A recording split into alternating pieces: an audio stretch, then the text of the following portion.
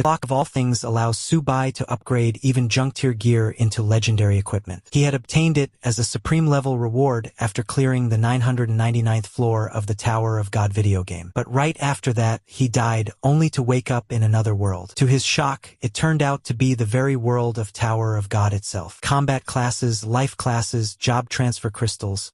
All of it was real here. Subai starts wondering if he has transmigrated into a parallel world where the Tower of God actually exists. Here, though, the tower has only been cleared up to the 99th floor. Subai feels this is exactly the kind of opportunity he wanted. If he is the one who cleared floor 999 in the game, then here he would be unstoppable. He thinks to himself that this must be the beginning of his peak life. Before he can get carried away, the teacher shouts at everyone to sit down quietly so they can receive their teleportation crystals. Once handed out, the teacher tells them to crush the crystal to begin their transfer and wishes them good luck and safe travels. The kids are hyped beyond belief, and even Subai admits to himself that he is quite excited. He crushes the crystal immediately. A notification greets him, welcoming him to the Tower of God. It says that personal information has been bound, data is being processed, and he should wait. Then another message dings, saying that the upload has failed, a pre-registered account has been detected, and it is attempting to log in. Subai feels his pulse race. If it can log into his old account, then he will be invincible. But soon another message arrives. The account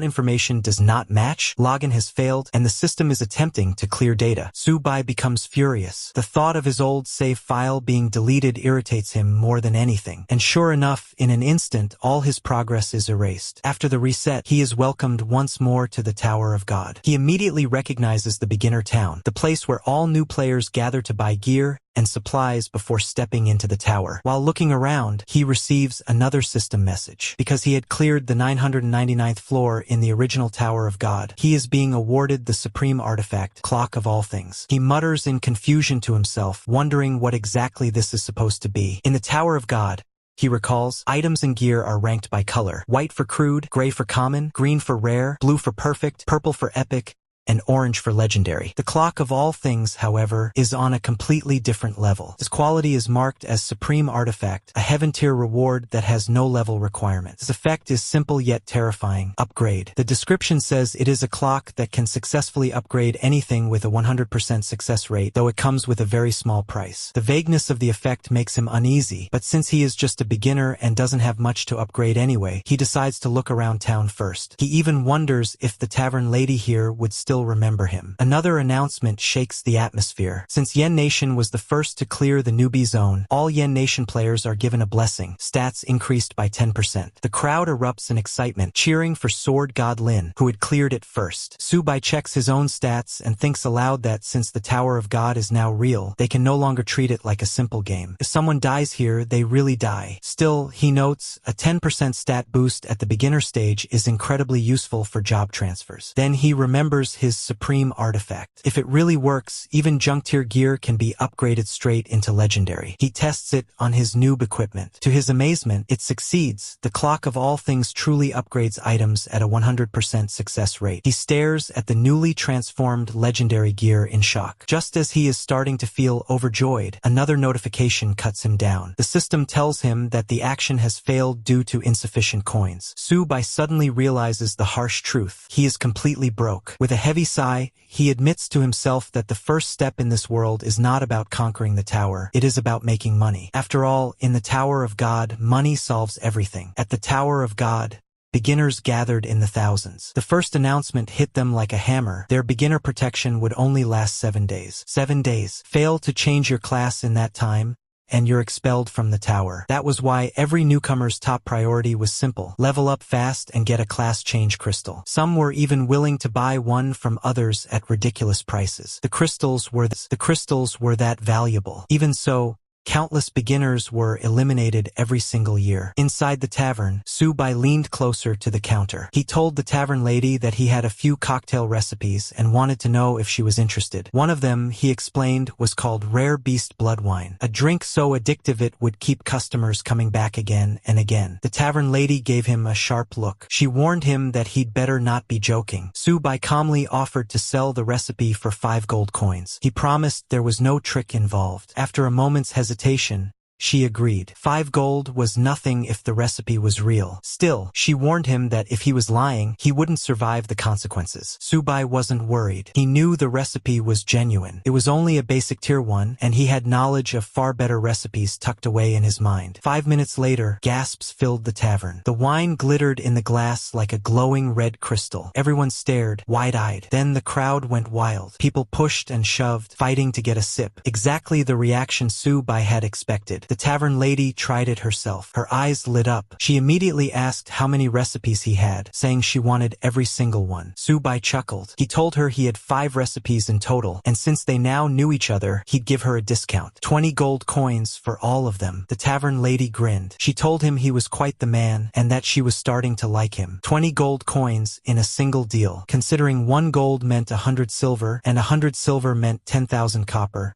that was a small fortune. More than enough to upgrade the clock of all things again. And the deal didn't end there. The tavern lady even gifted him a premium quality dagger as a bonus. Subai pocketed it, satisfied. Then, without lingering, he decided it was time to move on. The tavern lady tells Subai that if he ever comes across rarer wine recipes in the future, she would be interested in buying them too. Subai replies that she can count on it for the sake of their old friendship. The tavern lady laughs and calls him a smooth-tongued kid. Without wasting more time, Subai decides to upgrade his weapon. The process eats up a lot of silver, but the stat boost is more than worth it. As long as he manages to change his class during the protection period, spending money early is the smartest choice. Wasting time on slow development is not an option. He pours his silver into upgrades and is rewarded with some incredible results. With stats like these, clearing the first floor of the Tower of God will be as easy as slicing through a watermelon. Out at the beginner zone's outskirts, chaos is already breaking out. Players are fighting over wild rabbits. Subai frowns. He wonders why they're crowding around a creature like that. To him, the rabbit looks too cute to even think about killing. On top of that, wild rabbits barely give any experience points.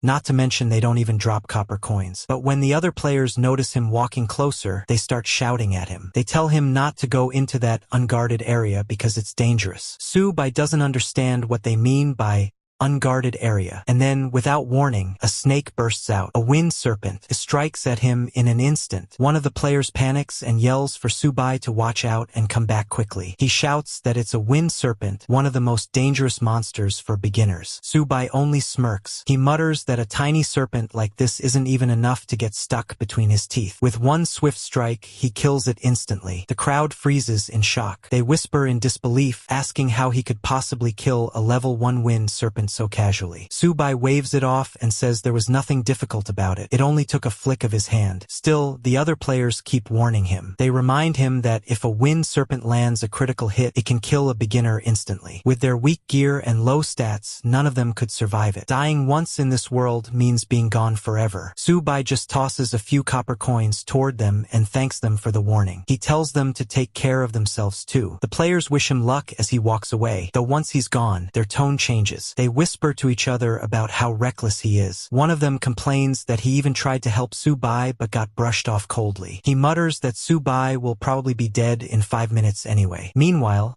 Subai pushes further outside the safe zone. He notes with satisfaction that there are far fewer players here. That's exactly what he wanted. Another wind serpent appears, but just like before, Subai cuts it down in an instant. This really was just like the game Tower of Gods. But leveling up through rabbits and wind serpents felt painfully slow. Subai realizes that if he wants real progress, he will need to kill more monsters and push through the first floor as quickly as possible. More wind serpents suddenly slither out from the grass, but he cuts them down one after another. Instead of feeling tired, he feels excited, almost playful. Hunting monsters like this was definitely faster, but the drop rate was still frustratingly low. Then, an announcement shakes the entire tower. Season 10 of Tower of Gods has officially begun. All first-time players will receive the tower's blessing. Kill records in the beginner zone have been reset. Luxurious rewards await the first killers. New players, give it your all and surpass the pioneers. The words make Subai pause. Season 10. So that meant the race had officially started. If that was the case, he had no intention of letting anyone else take the first kill rewards. Not when he held the divine item, the clock of all things. Around him, The nobodies in the beginner zone whisper among themselves. They wonder aloud who will get the first kill this year. None of them dare to dream too big, though. They already believe it will go to one of the 3 great families of the eastern region. Those people were born with silver spoons in their mouths. Some even mentioned seeing the eldest daughter of the Lin family earlier. She was wearing a full legendary set, gear worth tens of thousands, maybe even millions. A complete set could go for tens of millions, and on top of that, she had high-level bodyguards protecting her. Compared to people like that, the ordinary beginners had no chance. So they put the thought out of their minds and go back to chasing rabbits. Meanwhile, Subai keeps mowing down wind serpents one after another. Then ding! A notification congratulates him. He has reached level 2. As the 823rd player in the eastern region to level up, he has been awarded a black iron chest, along with 2 free stat points. Subai nods in satisfaction. Not bad. But then, another system feature unlocks, the ranking system. He checks it and is stunned. So many players had already reached level 2. The top rankers were even closing in on level 3. He quickly realizes why he is behind. He had spent too much time earlier studying the clock of all things after entering the tower. That little delay had cost him a spot on the leaderboard. Still, he isn't worried. He tells himself that the others only have a temporary lead. Soon enough, he will be the one standing at the very top. With that thought, he focuses on the black iron chest he just received. He wonders what kind of reward might be waiting for him inside. Subai opened the black iron chest. Inside he found only a basic cloth armor and 30 copper coins. The system then told him to select which gear he wanted to upgrade. Now he had a weapon and some armor. He thought about it. The beginner boss wouldn't hit that hard anyway, so defense didn't matter much. What mattered was damage. He chose to upgrade the dagger. The system asked how many times. The maximum was 8. Each upgrade would cost 50 copper coins. Without hesitation, Subai decided to push it straight to the maximum. 8 upgrades in one go. More than 9 silver coins gone at once. But he could afford it. The stats refreshed. Only the first upgrade improved the base attributes, while the rest just stacked more attack power. Even so, his total attack was now close to 100 points. It was still labeled as excellent grade, yet the numbers were already on par with rare weapons. Subai knew then, this mysterious watch really was a legendary treasure. With this tool in hand, it was time to step onto the first floor of the Tower of God. The beginner boss, however, only spawned 10 times on the first day. Whoever killed it earned the right to enter the tower. Even teams could only secure a limited number of spots. And the first killer? Almost guaranteed entry. Subai hurried to the boss's location. But when he arrived, he heard the clash of steel and the roars of goblins. Someone was already there. He couldn't believe it. The first kill was supposed to be his. On the field, a group was fighting goblins. Their equipment shone with excellent grade glow. At the center was a young woman in full rare gear, Lin Yuchan, the Lin family's miss. Compared to her, Subai's dagger suddenly felt worthless. Lin Yuchan called for her second faction to regroup. She told the third to push forward and ordered her men to distribute potions quickly. They followed without hesitation. One of her aides told her they would soon reach the first floor at this pace. But Yuchan reminded him not to underestimate the Li and Bo families, since multiple routes could lead to the plains. Then her gaze landed on Subai. Her men noticed him as well. They asked who he was. Subai explained that he was on his own, not part of any team, and that they could continue their fight while he passed through. The Lin family members exchanged doubtful looks. For their battalion,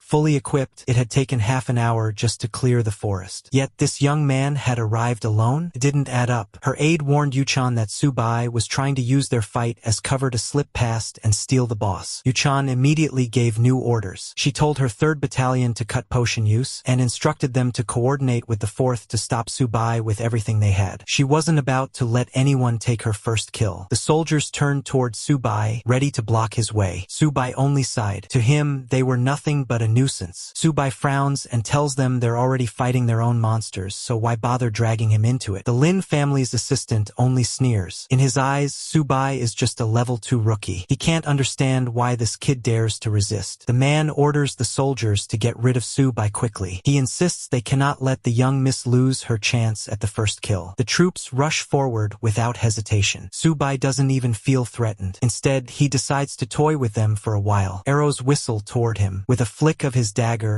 he deflects them all. The motion is so effortless that even Lin Yuchan herself looks stunned. More fighters leap at him, blades flashing. Yet they can't land a single blow. Subai slips through their formation, dodging with ease, and takes them down one after another. The assistant freezes in disbelief. To him, this is impossible. A level 2 rookie shouldn't be able to wipe out trained fighters in an instant. The men falter, then they retreat. Subai warns them that while they may be stronger than the average rookie, they are still far from enough to bring him down. He moves again, striking with precision. Critical hits land one after another, dropping soldiers before they can react. The assistant blurts out in shock that these are critical hits. He can't process what he's seeing, but then he quickly shouts for everyone to fall back. Even while retreating, he grits his teeth and warns Subai not to get too cocky. He asks if Subai even knows whom he has angered. Subai dismisses him coldly. He tells the man that he doesn't care who they are. Anyone who stands in his way won't walk away unscathed. The threat hits hard. The assistant's face twists with rage. Before he can retort, Lin Yuchan suddenly cuts in. She tells her aide,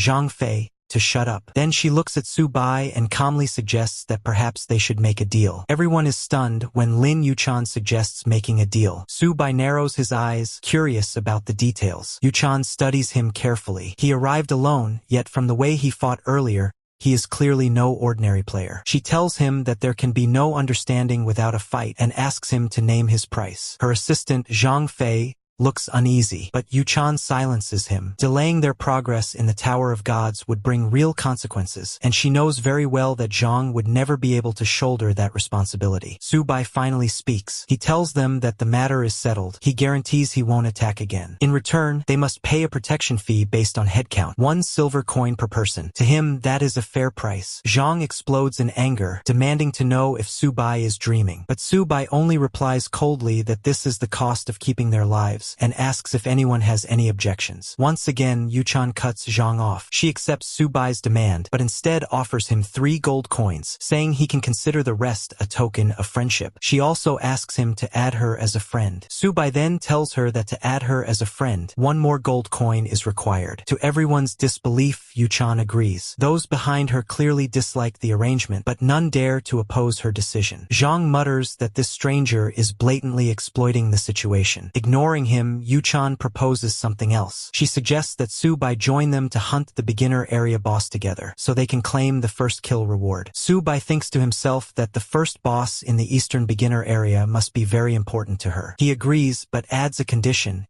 He will lead the group. This pushes Zhang over the edge. He snaps that Subai must be dreaming. Lin family elites trained since childhood have no reason to follow a mere level 2 rookie. Subai remains firm. If they want to kill the boss, they must follow his orders. Otherwise, he has nothing more to say. He won't let anyone slow him down. Yuchan surprises everyone by agreeing to his demand. Zhang, however, protests again. He reminds her that Subai is a stranger and not someone they can trust. But Yuchan dismisses his objection. She tells Subai that while he may move freely, leadership is something she cannot hand over. Subai doesn't argue. He simply says that if that is the case, then there is no need to waste more words. He turns to leave. Yuchan calls after him, asking if he doesn't want to reconsider. She offers him 100 gold coins. Subai only replies that the first kill reward is worth far more than 100 gold, and he won't let them waste his time. Zhang sneers at his retreating back, saying that this man thinks he can break the world record for the first kill. To Zhang, it is nothing but a fool's dream. Yuchan secretly doubts him. A solo player? Even I can't guarantee success, let alone him. Meanwhile, Subai sits by a rock and calmly checks his notifications. Now that he's stacked with wealth, he decides to upgrade his gear immediately. He spends 1,650 silver to skip the waiting time. The silver vanishes, and his weapon shines with new power. His stats climb, HP now over 300. With this, he feels confident enough to face the beginner area boss. Back in the tavern, people gossip. Some comment that this year's rookies seem unusually active, and the first kill of the beginner area will probably be decided soon. The tavern lady wonders aloud whether Yen Nation can hold on to that honor, reminding everyone that last year, their guild held the first kill record up to the 9th floor before being overtaken by a super rookie from the Beacon Nation, an SSS class profession. With a sigh, someone says Yen Nation hasn't seen an SSS rookie since Lin the Eternal Swordsman. If even one appeared this year, it would be a miracle. At the cliff, Subai decides descends quickly. The thought of the first kill burns in his mind. He cannot afford to lose. But ahead, he notices a group already fighting monsters. For a moment, he thinks he's late, but then his sharp senses pick up something. The faint trace of energy concealment powder is a cheap trick, useful only against monsters of similar level. Against high-level bosses, it's worthless. Still, it's costly, worth millions.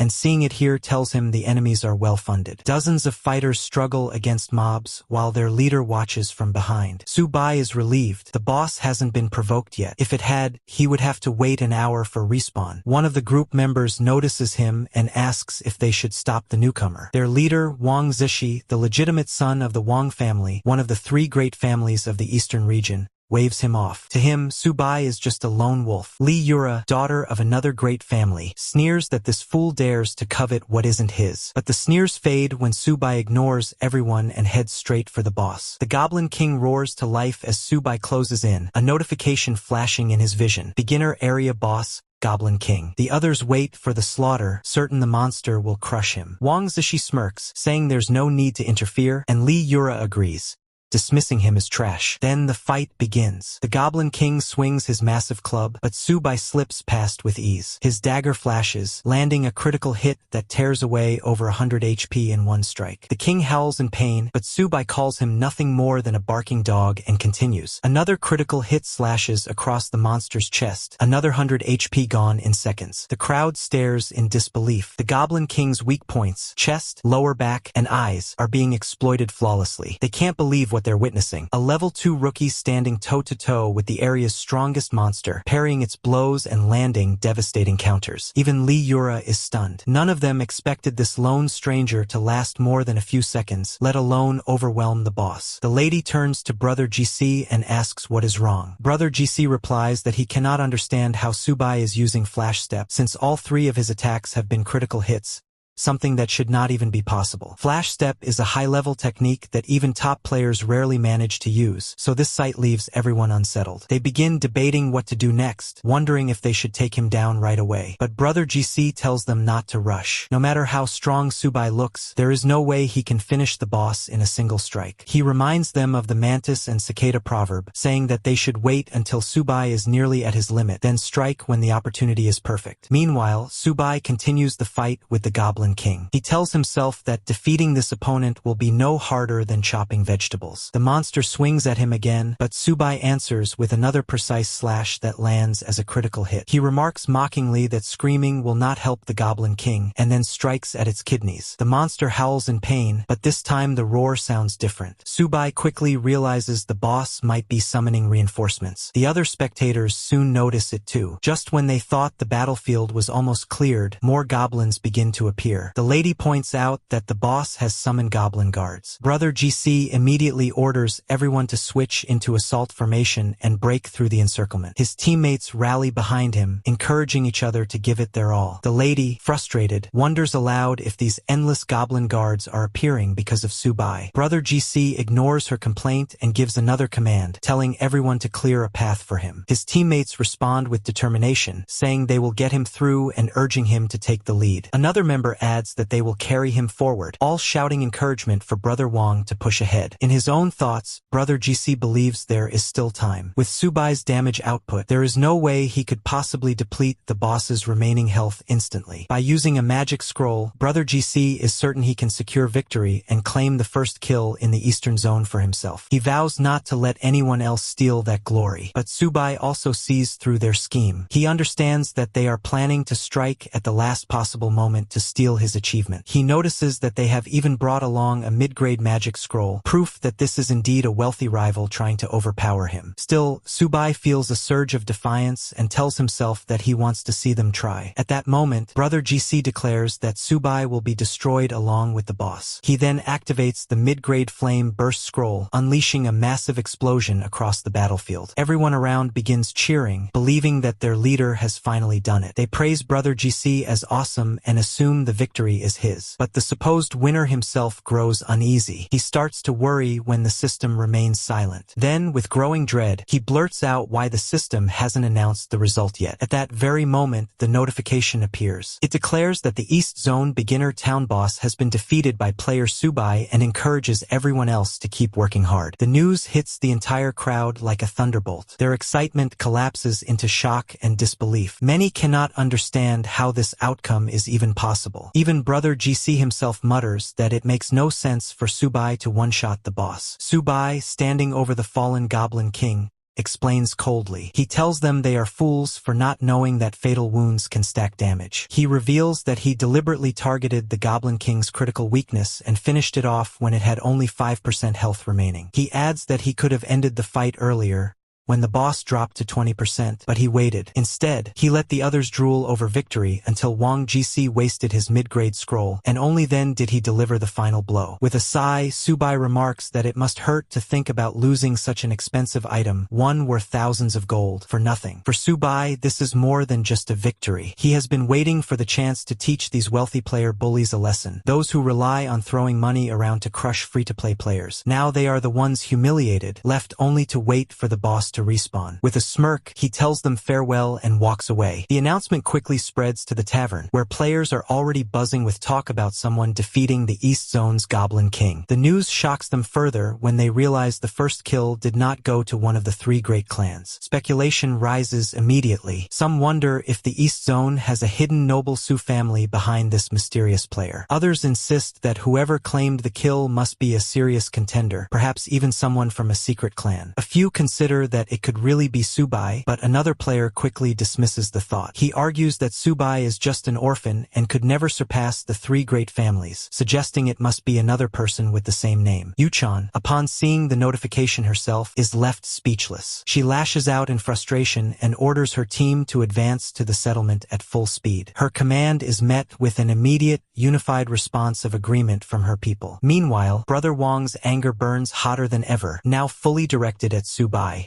9:16 p.m. The lady turns to Brother GC and asks what they should do now. Brother replies that everyone should rest and regroup, and in an hour they will farm the next boss. But before his words can settle, a portal opens in front of them. Out steps Yuchan, her expression burning with anger. She demands to know if they intend to take the second boss as well, snapping that she never gave them permission. Just then, a notification appears before Subai. It announces that he is the first player in the East Zone to defeat the Goblin King, granting him access to the Tower of God's reward silver chest. Another line follows immediately, declaring that he is also among the first 100 players globally to unlock the same chest. Two gleaming silver chests materialize in front of him. Subai decides to open them before moving on, reasoning that rare gear might lie inside. The first chest grants him rare boots called One Step Away, along with 10 silver coins. The second chest provides a small XP potion and 30 more silver coins. He inspects the boots and notes that they grant a valuable speed boost, though the level requirement is still beyond his current reach. As he organizes the rewards, another thought strikes him. Since he secured the first boss kill, the Season 10 Global Tower leaderboard should now be open. He pulls it up and checks his standing. His name appears at rank 98. It's a surprisingly low placement, considering he left the beginner village less than 2 hours ago and already killed the Goblin King. He realizes that the top players in other regions must have defeated their bosses nearly an hour earlier. Clearly, wealthy and powerful competitors are not limited to the East Zone. They are scattered across the world. Determined not to fall behind, Subai immediately consumes the small XP potion, gaining a temporary 10% boost to experience gain. He steels himself, thinking that he has no time to waste. 9:16 p.m. With the buff active, he prepares to grind as quickly as possible. Turning back to the portal that has opened, he steps forward without hesitation. He is eager to see what awaits inside, the first dungeon of this season's Tower of God. Subai steps into the Tower of God's first floor and immediately recognizes it as the Dark Maze. The tower's beginner zone dungeons are infamous for their variety, each one entirely different in theme, layout, and enemies. Dark Maze, though only an entry-level floor, is notorious for being mid to high difficulty. For most new players, it is a death trap, but Subai remembers this place. Every path, every turn, every hidden dead end, he had memorized it all from his years in the game. The maze hasn't changed. The same patterns still apply, and that gives him a major advantage. Before he can take more than a few steps, however, a pale hand bursts through the ground. A gaunt figure drags itself up, skin stretched over bones, eyes glowing faintly. A notification identifies it as a ghoul. Subai recalls their traits: fast, aggressive, and lethal in groups. If they manage to encircle him, he's done for. He reacts instantly, activating Flash Step to close the distance in a blur and driving his blade into its skull. The critical strike drops the monster instantly, but another ghoul erupts from the floor right behind him. Without hesitation, Subai pivots, strikes again, and lands another decisive blow. This one also falls. The chain of kills, combined with the Goblin King's earlier XP, pushes his level up to 3. Encouraged, he presses deeper into the maze. Soon, he reaches a fork where 2 glowing inscription tablets await, one blue, one red. The blue tablet signifies an easy route, while the red marks the hard path. Subai doesn't hesitate. Harder paths mean greater rewards, and he chooses red. The tablet vanishes, and a massive door materializes in front of him, thrumming with ominous energy. Meanwhile, far away in the Yen Kingdom, the Yeo Dynasty Guild headquarters is abuzz with reports. In the guild's conference room, a woman delivers her update. Young Master Junkai's progress has been smooth so far. Sitting at the head of the table, guild leader Zhou Wang listens with a calm but stern expression. He reminds her that an early lead is meaningless, that the title of Rookie King only belongs to the one who seizes the final prize. The woman smiles politely, insisting that with Zhou Wang's careful arrangements, young Master Junkai is all but guaranteed victory this season. But her words ignite the leader's fury. He roars at her, calling her a fool, warning that the Rookie King is not a title that can be inherited or bought. Every past king carved their name with blood and survival against overwhelming odds. One of the guild's assistants bows his head, agreeing with the leader's criticism. Zhou Wang exhales slowly, temper cooling. He admits softly that he only hopes his son will not disappoint him. Back in the maze, Subai's situation grows harsher. Ghouls continue clawing up from the floor, their shrieks echoing through the darkness. They try to encircle him, lunging from every direction, but Subai stays sharp, cutting them down one by one before the trap can close in around him. So far, Subai's critical hits have been carrying him well. In less than half an hour, his kill count has stacked up, and the tower's generous experience rates keep pushing him forward. After finally clearing a room full of ghouls, something unusual catches his eye: a gray tablet half hidden against the wall. It marks a hidden chamber. Picking the hard route has paid off, and this is his bonus. He decides to go inside. The moment he enters, more ghouls surge out of the ground, far more than before. Their shrieks echo in the chamber as they swarm from every side. He counts quickly. There must be at least 50. With no hesitation, he dives into battle, slashing through them in a blur. Flash Step becomes his rhythm, his blade carving critical strikes as bodies collapse one after another. Half an hour later, the final ghoul falls. Subai is breathing hard, but the notification flashing before his eyes makes it worthwhile. He is leveled up to 4, and gained 2 free attribute points. With the hidden room cleared, he is awarded an S-rank battle evaluation, a perfect clear. The tower grants him 1,000 experience points and a stack of gold. His balanced attribute growth makes him grin. It is exactly what he was aiming for. Now he feels ready. The time has come to challenge the floor's boss. Checking the global rankings, he sees Zhou Junkai sitting at number 1, Lin Mengxian at number 2. Yet neither name shows a boss clear. Subai takes it as a challenge. If no one else has claimed the first clear, then he will. He pushes open the door to the boss chamber. Inside are rows of towering statues, all frozen in place, surrounding a massive goat-headed figure seated upon a throne in the center. The floor 1 boss, the Minotaur, level 5, 55,000 health points, and infamous for punishing careless adventurers. Around him, ghouls begin to rise, moving to intercept. Subai wastes no time. He uses Flash Step to cut through the fodder instantly, his focus locked solely on the boss. The Minotaur rises slowly, silent and imposing, axe in hand. Just like in the game, it exudes an oppressive aura. Subai hurls his sword at it, testing its defenses, but the boss does not fall for the trick. A thunderous roar follows. A violent wind blasts across the chamber, shaking the floor and rattling the walls. Even the statues along the sides begin to move, stone dragons tearing free from their pedestals to join the fight. Instead of fear, Subai feels his blood pumping. The fight has finally become worthy. The Minotaur swings its axe in a devastating arc. Subai leaps high, using a gap step to avoid the crushing strike, and drives a critical blow against the beast's shoulder. The hit lands, but the boss's massive health bar barely shifts. Only a sliver disappears, a mere 150 points gone. And the real battle has only just begun. The Minotaur lashes out, its massive axe slashing towards Subai. He sidesteps with flash gap, unfazed, and turns the momentum against the boss and its stone minions. The beast stomps the ground, triggering a glowing magic circle. Flames burst outward as the Minotaur activates its signature skill, Bull Charge, and rushes forward with incredible speed. Subai is caught off guard by how quickly the skill has been used, but he regains his composure instantly. He vaults into the air with flash step, avoiding the charge, and drives his blade down in a vicious strike. The hit lands cleanly, this time tearing away a full 1,000 points of the Minotaur's health. The statues surrounding the chamber close in, sensing an opening while Subai is locked against the boss. But he cuts through them in a blur, turning their ambush into free experience. A new notification flashes: level up, Level 5, plus 2 attribute points gained. Without hesitation, he equips a new pair of boots, boosting his speed to terrifying levels. Now he's everywhere at once, darting across the arena faster than the boss can react. The Minotaur roars and swings, but every attack misses as Subai circles it, striking from all directions. The monster grows frantic, unable to lock him down. When he suddenly appears behind it, the Minotaur tries to counter by entering its berserk state. But Subai anticipated it. With its stamina burning too quickly, the effect fizzles out before the boss can land a decisive blow. Subai seizes the moment. A deep stab tears through its hide, inflicting heavy bleeding, and its health bar plummets. The Minotaur is left staggering,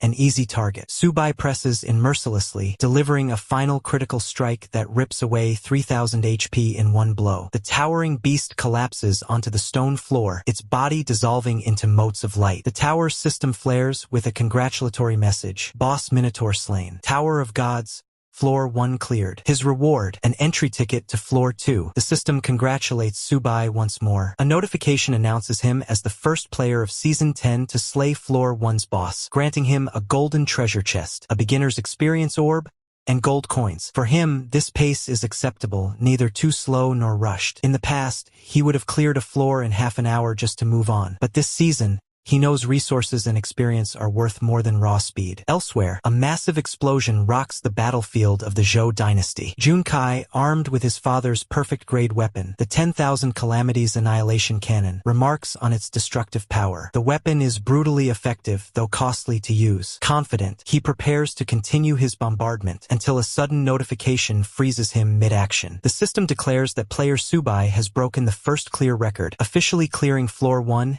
and securing the Yen Kingdom's first victory in the Tower of Gods. Junkai is stunned, his disbelief quickly boiling into rage. To him, the idea that someone managed to clear in under an hour, 58 minutes and 59 seconds is absurd. He insists it must be cheating. Word spreads quickly across the global leaderboards. Subai's name flashes to the top, not only for the tower but also for the beginner zone rankings. Players everywhere are shaken. Many question whether such a time is even humanly possible, while others marvel at the appearance of a newcomer this strong. Comparisons are immediately drawn to Li Zhongxian, the last terrifying prodigy the Yen Kingdom had produced long ago. Excitement spreads. This year's Rookie King title might belong to the Yen Kingdom once again. At the headquarters, the kingdom's leader studies the leaderboard, though his assistant tries to calm him, reminding him that young Master Zhou's time was still among the best in history. The leader remains furious. For him, there is no consolation in second place. A loss is a loss. Still, the assistant reminds him there are 9 more floors to go. If Junkai manages to complete his job transfer early, there is still a path to overturn the standings and seize the Rookie King crown. The leader orders an investigation into the identity of the record-breaking newcomer. The assistant immediately agrees,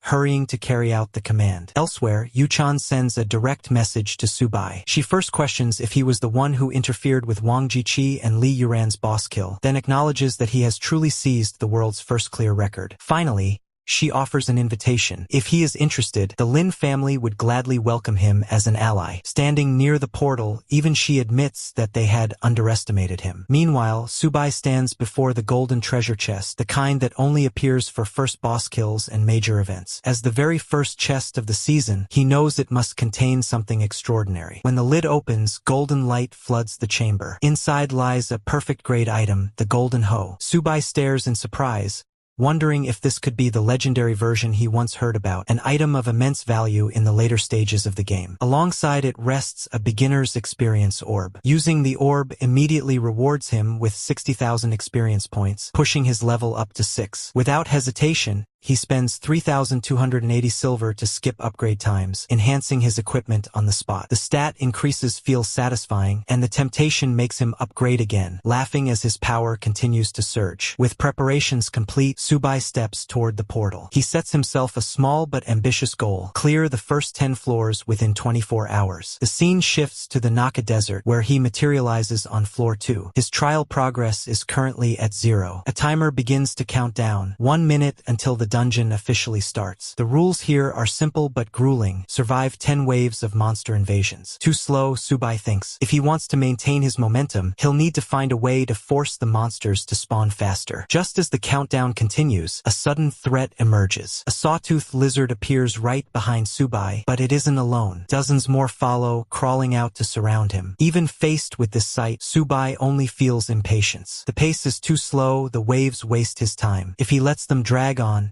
his first clear record will slip away. So instead of waiting, he takes the initiative. His blade flashes, every strike landing a critical hit, and in moments the entire group is reduced to corpses. The system timer keeps ticking. Normally, surviving the wave should take 10 minutes, but Subai finishes in less than 2. Another surge of monsters pours out from the portal, but he dismisses them as still too slow. To accelerate the trial, he activates one step away. Since fate had given him such a glorious restart, he vows to push beyond every limit he once knew. Each monster falls to a single blow, and he declares that he will break all the records from his past life. Moving with relentless speed, he tears through Wave 2, Wave 3, Wave 4, and Wave 5 without pause. At last, he steps into the boss chamber of floor 2. Waiting there is the little werewolf, growling with challenge. Subai hardly considers it a threat. He simply wants it to die quickly and not waste his time. With one strike of steel flash, the creature collapses. The clear notification rings out, awarding him a floor 2 entry ticket to proceed to the next level. Laughing to himself, Subai turns toward the reward waiting at the center of the chamber, another golden treasure chest. He opens it eagerly, and as expected of a perfect clear chest, brilliant light spills forth. Inside rests a piece of perfect grade equipment, linked purple gold armor. He upgrades it once,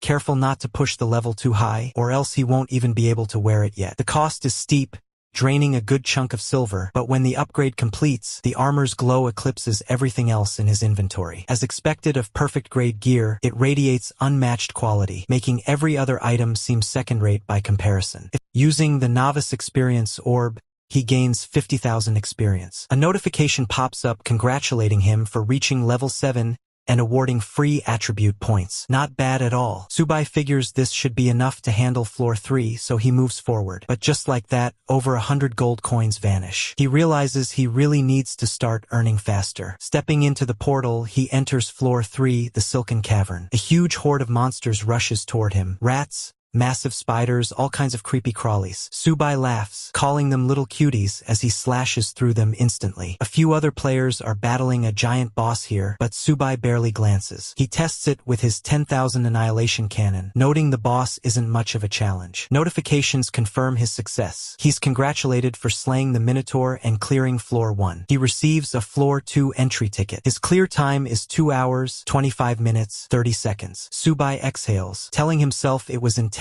but manageable since the boss's rage mode is limited. Another notification delivers a rare weapon, the exquisite long sword, and he laughs at the reward. He notices a world announcement stating that player Subai has set the first clear record for Tower of God Floor 2, a win for the Yen Kingdom. Subai notes the clear time, 29 minutes, 42 seconds. He thinks it's insane, then admits to himself that he's still too weak and wonders who else might be out there. He then tackles a giant spider, explaining to himself that it's time to show what true speed level leveling looks like. Another notification pops up, congratulating him for setting the first clear record on Floor 3 in 25 minutes, 45 seconds, another victory for the Yen Kingdom. On Tower of Gods Floor 4, the Crimson Flame Desert, Subai is already swarming through a horde of reptile-style monsters. Despite the chaos, he sets the first clear record, finishing in 22 minutes and 23 seconds. On Floor 5, the Misty Swamp, he moves even faster, taking down the monsters and clearing the floor in 19 minutes, 58 seconds. News spreads like wildfire. Everywhere, people talk about Subai's insane speed. 3 floors cleared in barely over an hour. It's unreal. Whispers float around. Is he a genius? A monster? A god? Some claim he just gets stronger the higher he climbs, while others wonder if maybe the rookie floors this season are unusually easy. Someone brings up Zhou Junkai, the Dynasty Guild Master's son, noting that he heard Junkai brought the 10,000 Annihilation Cannon into Floor 1. Another confirms it, explaining the cannon vanished from the weapon rankings,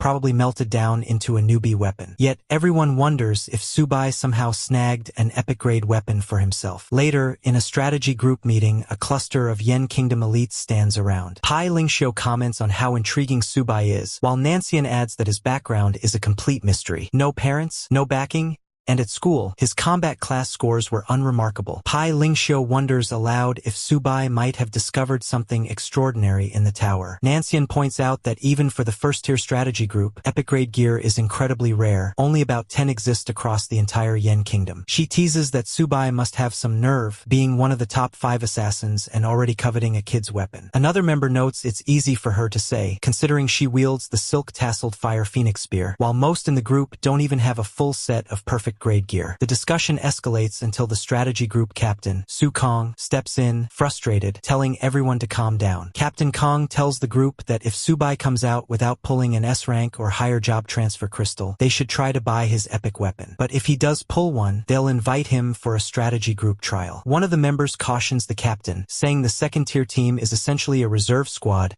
and that newcomers should start in the rookie squads first. Only if they perform well should they move up to the third-tier team. Kong interrupts, saying that the rookie squads these past 2 years haven't produced much. If Subai can become rookie king, there's no harm in cultivating him. The member opens his mouth to argue, but Kong simply walks off, declaring the matter settled. Nancian is reminded to worry about her own progress. If she can't make her second transfer this month, she might roll down to the second-tier team. Meanwhile, through another portal, Subai checks his character attributes. He notes that his luck isn't bad. Every level up gives him 8 random stats, but upgrading gear is draining him. Each upgrade now costs about 13 gold, and with only 300, he can't afford many. Clearing floor 10 will net him roughly 500 gold, and claiming the Rookie King title adds another 200. Still, he worries about where he'll get more money. He's basically broke. Then he remembers Lin Yuchan's messages. She'd asked if he was the one who sniped Wang Jiasai's boss, congratulated him on the first clear record, and offered cooperation. The Lin family is willing to welcome him as a guest retainer, even offering a 20 million annual contract, later raised to 30 million. They'd already transferred 100,000 in real currency to his account, calling it a red packet in case the deal didn't work out and apologizing for chasing him earlier. After reviewing the messages, Subai decides it's time to do some business. He messages Lin Yuchan, asking if she's interested. She immediately replies, asking about the price of job transfer crystals. Subai sets the rates. D rank, 1 gold, C rank, 5 gold. Anything above C, negotiable. Lin Yuchan notes that this is far below market price, but agrees anyway, saying she'll take them all. Subai tells her he has 13 for now, with more to come, and gives her 6 days to raise funds. They'll trade once he exits the tower. Lin Yuchan confirms. Subai chuckles to himself, noting just how much power the rich wield. With the deal set, he turns back to leveling, moving toward another portal to enter floor 6. The 6th floor is Wild Oasis. Among the Grand Canyons, a few wyverns circle the skies. Subai looks around and says that Wild Oasis is a leap in difficulty. He explains that the boss here is a roaming type with no fixed spawn point, meaning luck will play a big role. Luckily, he has a flying dragon crossbow upgraded to +10. It's rare grade and has impressive attack power. He equips it and remarks that it's a good thing he prepared long-range gear in advance. Still, he admits he didn't bring enough arrows,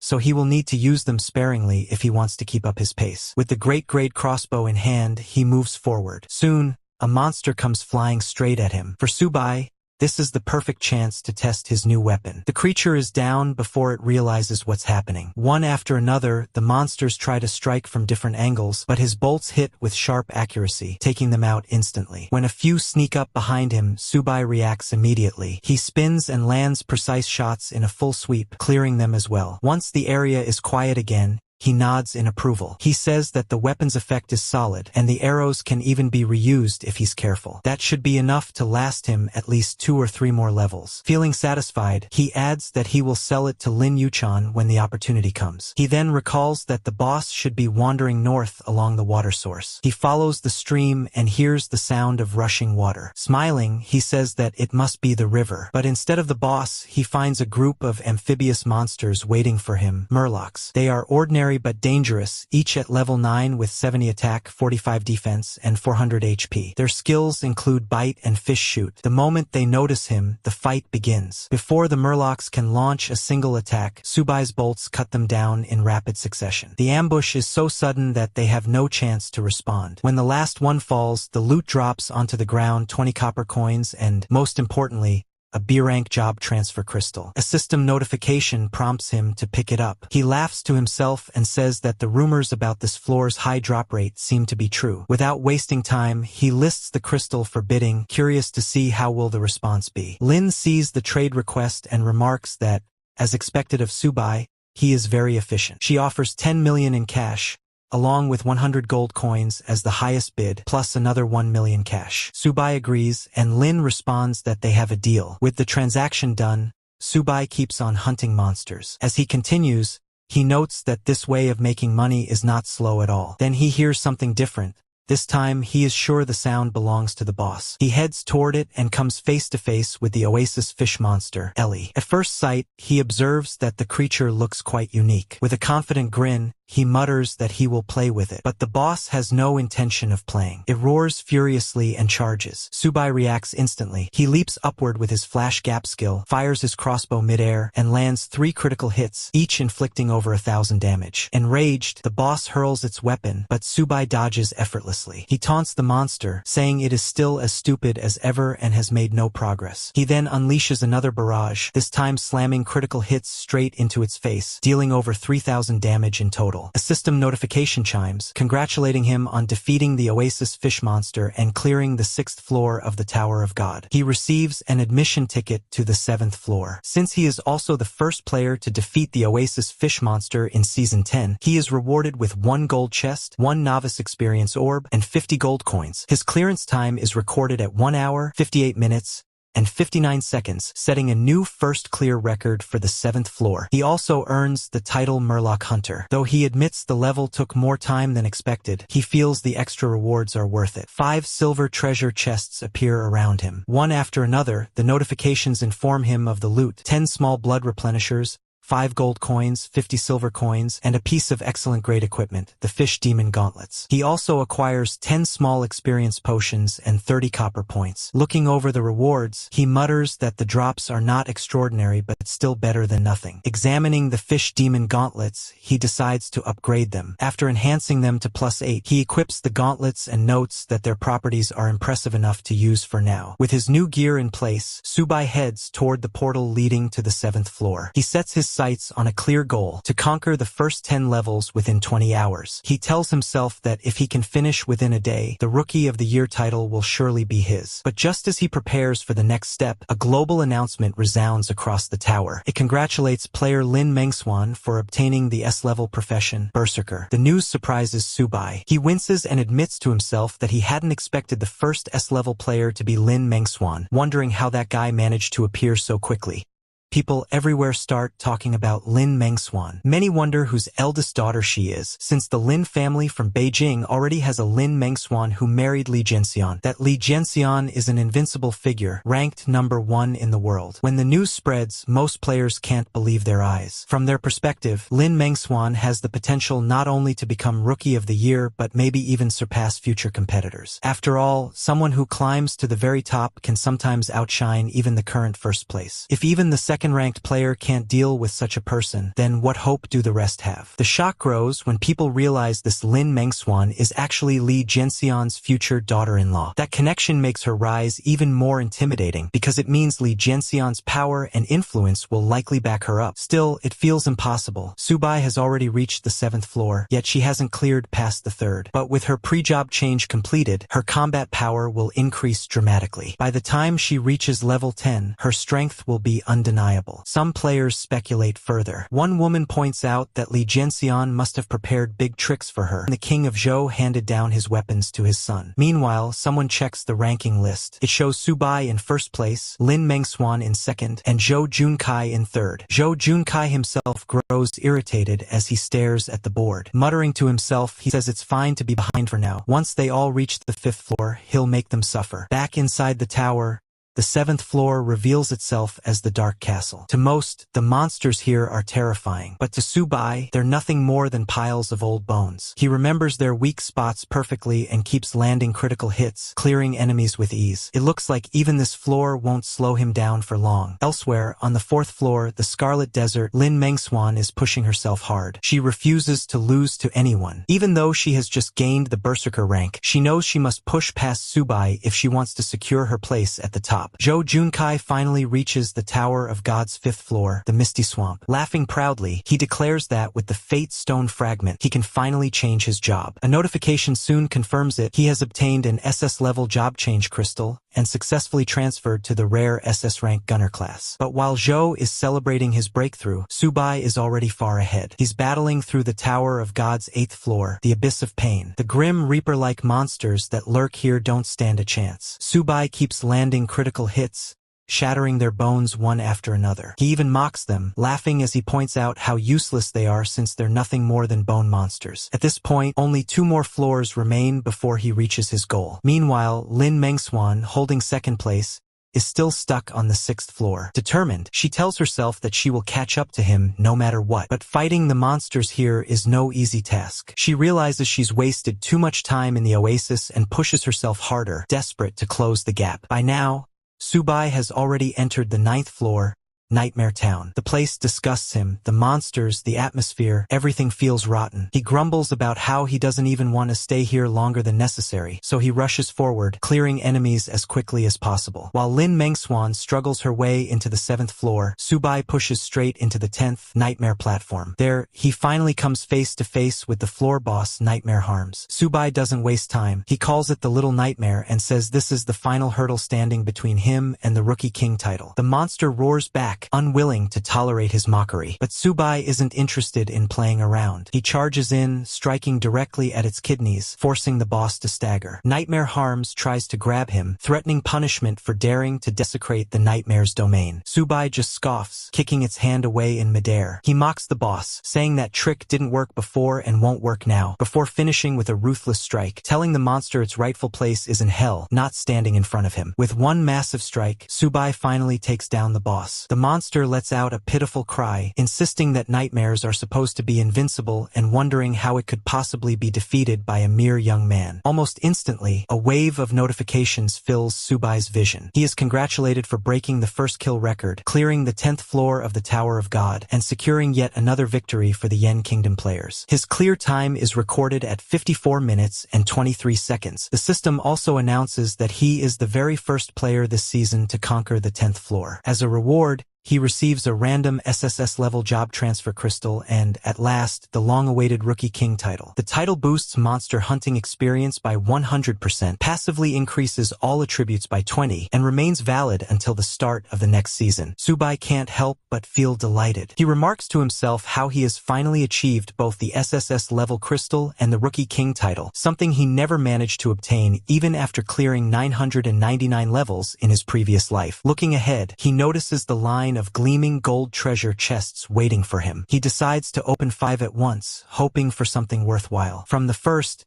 he is congratulated for obtaining the rare-grade weapon, the White Tiger Sword. However, he dismisses it as underwhelming, noting that its attributes aren't really suited for his build. The next chest grants him a lost treasure map, which excites him. He reflects on how useful treasure maps can be, since with enough luck they may lead to perfect-grade equipment. Another chest rewards him with a rare-grade energy shield, followed by a light effect stone. He acknowledges that while the shield isn't particularly useful for him, the stone is valuable, as it allows equipment to be hidden and prevents unnecessary trouble. Finally, he draws the perfect-grade equipment Fire Dragon's Fist. This catch immediately grabs his attention, and he quickly tries it on. He notes that the stats on the gloves are close to epic level, and the flashy movements created when wielding them are impressive. He feels confident that this weapon will make it much easier to deal with tougher monsters moving forward. Satisfied, he opens up his stat window to review his current progress. His profile shows: name, Subai. Level, 10, cannot be upgraded yet. Occupation, not yet changed. Strength, 80+8. Agility, 80+8. Physical,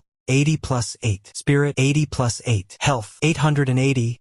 Constitution multiplied by 10. Subai checks his stat window once more. His magic value is 880, calculated from spirit multiplied by 10. His physical attack comes out at 176, strength multiplied by 2, while his magic attack is also 176, spirit multiplied by 2. His equipment slots look stacked. The clock of all things, a supreme artifact, Fire Dragon Fist +1, perfect grade, Chain Purple Gold Armor +1, perfect grade, Flying Dragon Crossbow +1, perfect grade, Exquisite Dagger +8, excellent grade, and One Step Away, rare grade. His constitution sits at 10 times the base, and to top it off, he also has the Fire Dragon Belt +1, perfect grade, Chain Purple Gold Tube +1, perfect grade, Flying Dragon Crossbow +10, and an Exquisite Lantern Sword +8, excellent grade. Looking at all this, he grins and tells himself that, with these stats, upgrading through the clock of all things will turn his punch into something deadly. He then decides to clear out the remaining 30 or so silver treasure chests, mostly to exchange for money. The notifications keep rolling in: congratulations for receiving exquisite swords, an iron sword,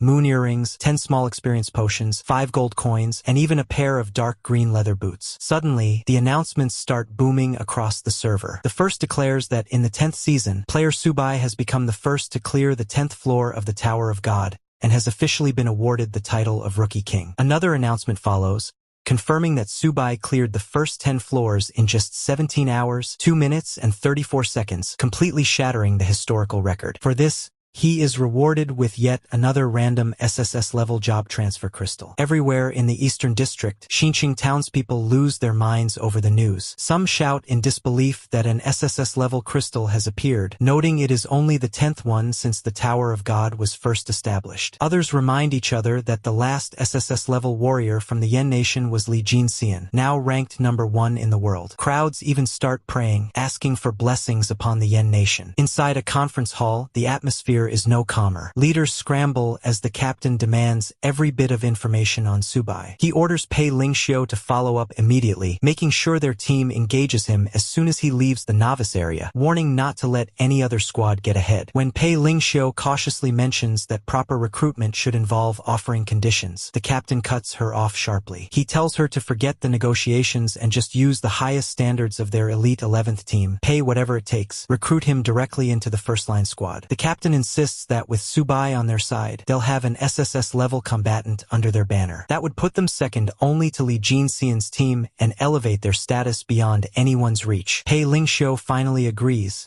privately thinking that the captain is right. She looks forward to shutting down the arrogant mockery they've endured from the 5th and 6th teams once and for all. At the beginner's tavern, people are chatting restlessly. One person brings up how Subai still hasn't changed his job yet. Another agrees, pointing out that to achieve such results without switching classes means his strength is terrifying. A few wonder why he refuses to change jobs at all and ask if he might return to Novice Town. They admit they'd love to see it for themselves. While they are talking, the tavern door suddenly bangs open. The crowd panics and shouts at whoever dares to act so reckless. But when they realize it's Subai carrying an enormous bag, everyone freezes. No one dares to mess with him. Some whisper that he must be insane, certain the boss lady will beat him half to death for barging in like that. Others back the thought, saying anyone foolish enough to tease her usually ends up dead on the spot. To their shock, the tavern lady doesn't get angry at all. Instead, she praises Subai for being efficient and even seems genuinely happy to see him, showing no ill will. Subai then tells her to bring him a cup of falling star. The boss lady laughs softly and says he must be good at drinking, since that recipe is her exclusive specialty. The onlookers grow uneasy, whispering among themselves and wondering just who this guy really is. They cannot understand how the boss lady is tolerating someone who kicked her door open, yet she even praises the harvest he has brought in. She sniffs the bag and, true to her werbeast senses, immediately notices there is something extraordinary inside. Still, she warns him that no matter how sweetly he talks, there will be no discounts, 1 gold a cup and no credit. As Subai drinks, he notices a notification that a cup of falling star increases all attributes by 1 point. The boss lady shakes her head and sighs that he doesn't even appreciate the rarity of what he's consuming, comparing him to a cow chewing on a peony. 11:15 a.m. After finishing, Subai stretches tiredly and tells Sister Dana to arrange a private room upstairs for him since the day has worn him out. Just then, another figure enters, and everyone is shocked to see Lin Yuchen walk in. She herself feels relieved, thinking how fortunate it was that she hadn't escalated their earlier conflict. Otherwise, she fears the outcome would not have been good. Subai greets her casually, saying he had been expecting her. Lin Chuan,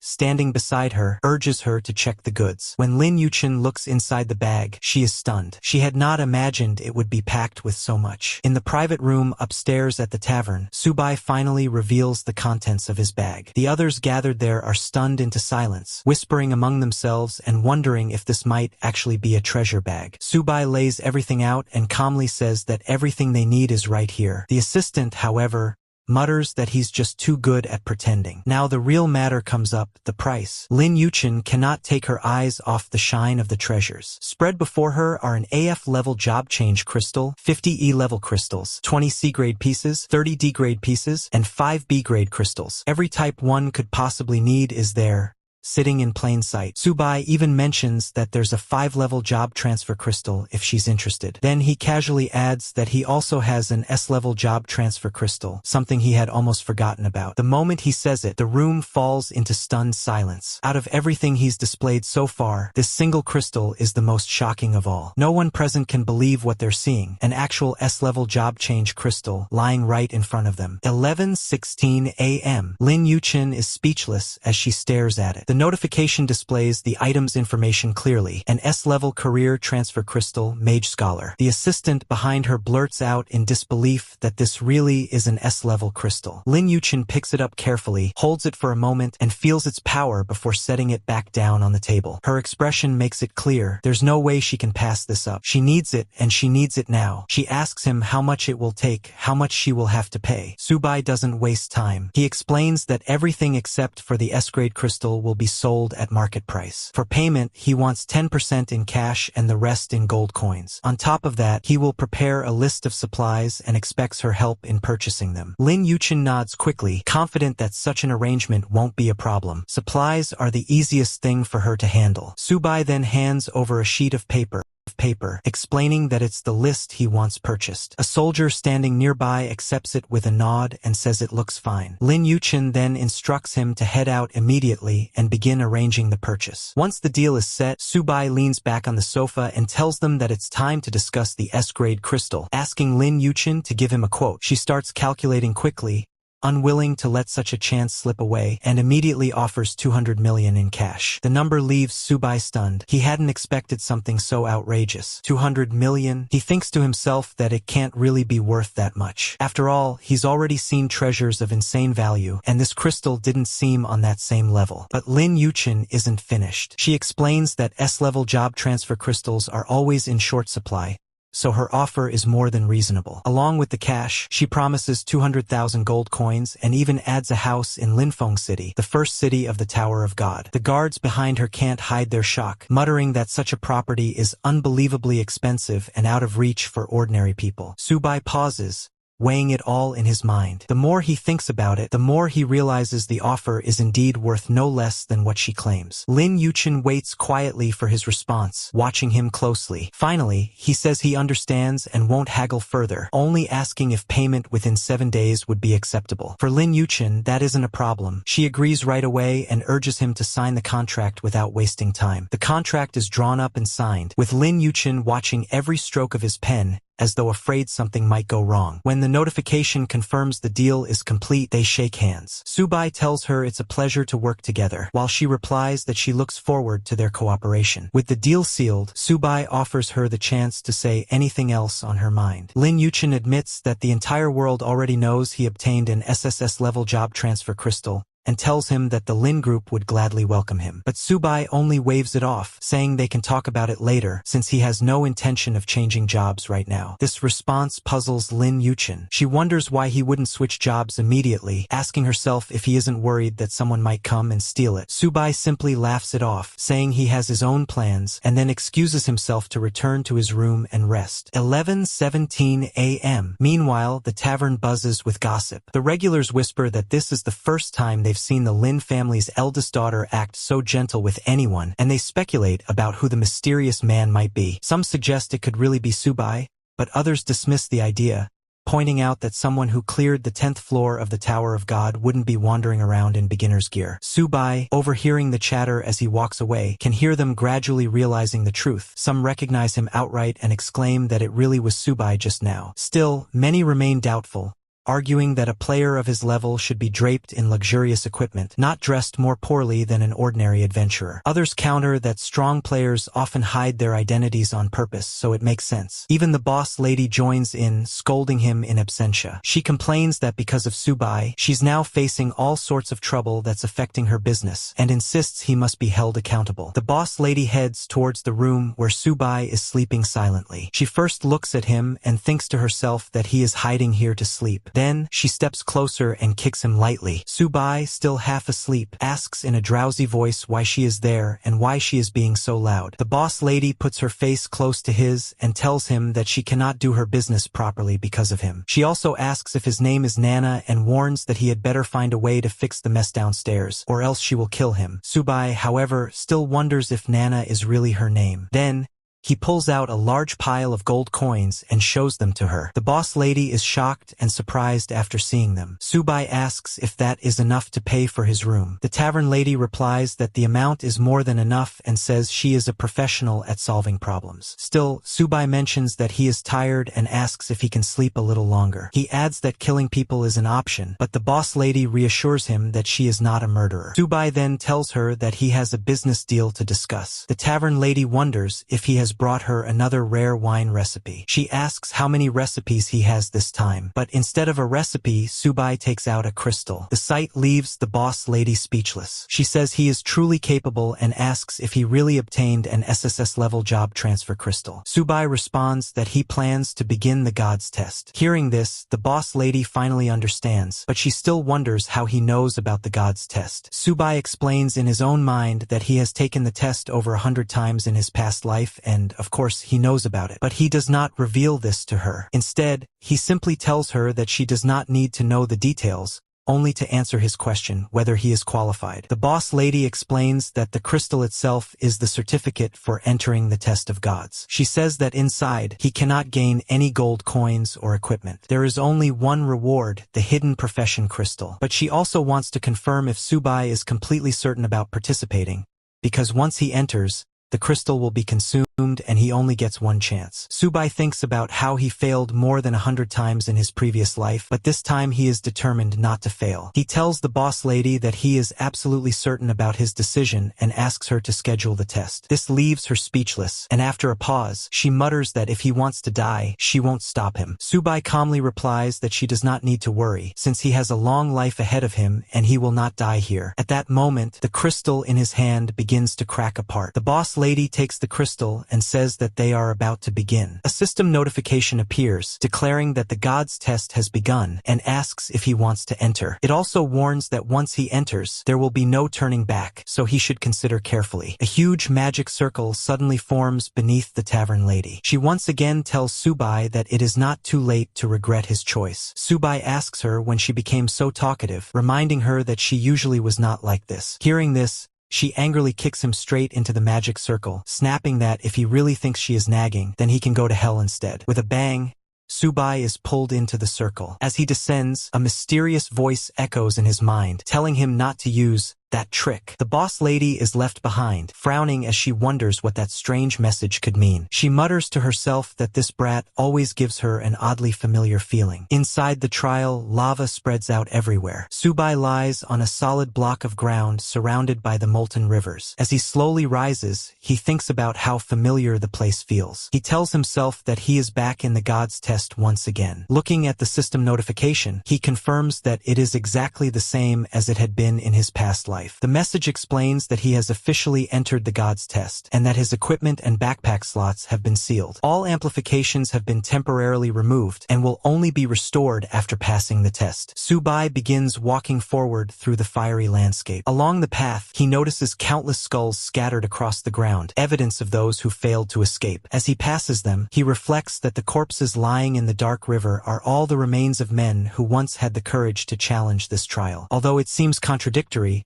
it is true.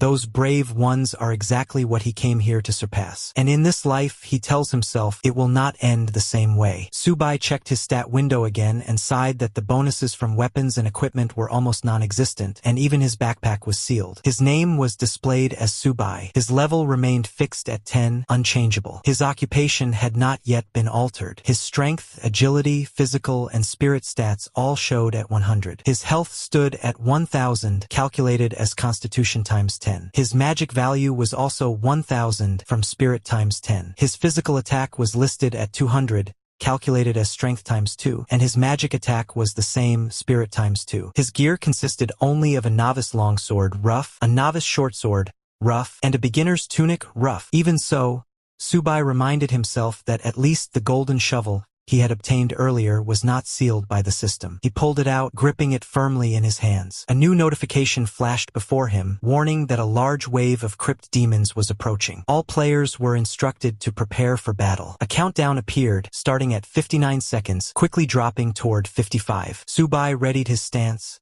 weapon in hand. He thought to himself that his current attributes were already higher than when he had attempted the god's test in his previous life. If he were to fail again this time, it would be far too shameful. The countdown ticked down for 3. Subai muttered that the activity area was only a little over 1,000 square meters wide, which meant he would need to stay completely focused. One wrong step into the surrounding lava would mean instant death. At 2 seconds, a portal flared open. Dark shapes began emerging. Soon, dozens of crypt demons poured into the arena. Each was classified as elite level 10, with 250 magic attack, 180 defense, and 2,000 health. Their skills included spider web and burrow. Subai narrowed his eyes. He recognized them immediately and whispered that he was ready for them. The demons multiplied quickly, filling the ground. Rather than waiting, Subai launched forward first, striking one with a fierce blow. His critical hit cut down 500 HP in an instant, but he frowned. Compared to the massive numbers he was used to inflicting, the damage felt pitiful. He swung again, and this time his strike pierced deeper, reducing the creature's full 2,000 HP in one blow. The system immediately notified him of his first demon kill, awarding him 1 point. It encouraged him to continue. Subai muttered that the reward seemed stingy, but he wasted no time. He dashed forward again, slicing down demon after demon. His critical strikes began landing harder, each slashing off 2,000 HP at once. Now, 3 crypt demons fell before him in single hits, collapsing under the weight of his golden shovel. Thanks for watching. I'm going to introduce the new manhwa. Please subscribe to the channel, like the video. And if you want to see a specific manhwa, name in the comments, I will try to make it. It will take long time, but I try to make it, and see you tomorrow.